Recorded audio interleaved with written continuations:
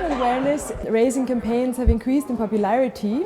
And more funding is being spent on these campaigns, but there is no rigorous evidence that indicates that they are having their intended outcome.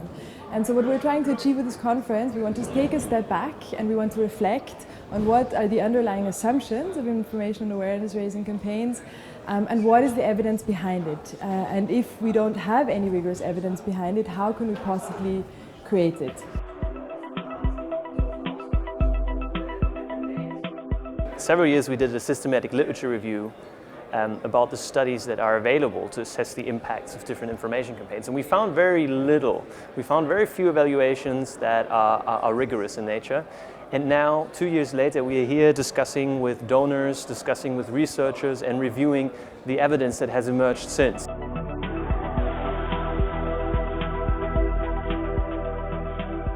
I think information can change behavior, and we looked at some of the lessons today about settings in which that has happened. We still have a lot to learn about how we can sort of influence things more effectively. One of the keys to driving behavior change is understanding what information people already have and what some of the determining factors are in how they make decisions. I honestly believe that migrants are helped mostly if you provide objective information. Because migrants can decide for themselves whether they want to come to the EU or not. And I think it is our job to explain whether the expectations that migrants have or that potential migrants have are actually realistic or not. And then they decide whether they will come to the EU or not. There's lots of decisions that are taken in the course of migration, but also perceptions of those who migrate and those who receive migrants.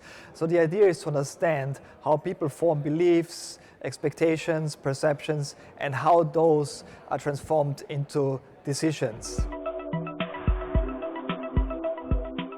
One way we can do so is to think about randomized evaluations and evaluating the impact of our information campaigns.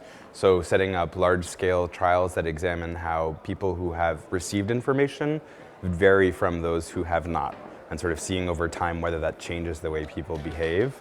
Another thing we might test is the different ways in which people receive that information and comparing whether receiving it in one way or in a different format might be more effective than others. So this is precisely what we do. We use experimental methodology, the same kind of methodology that we use to test new medicines. So what we are doing is we randomly assign these different policy interventions to different groups of people that are potential migrants, and we follow them over time. We measure what is happening, and this is the most rigorous possible way that we have to measure the impact of this intervention. What we are doing at the moment with the support of the European Union is we are testing different policies to try and provide alternatives to these potentially irregular migrants.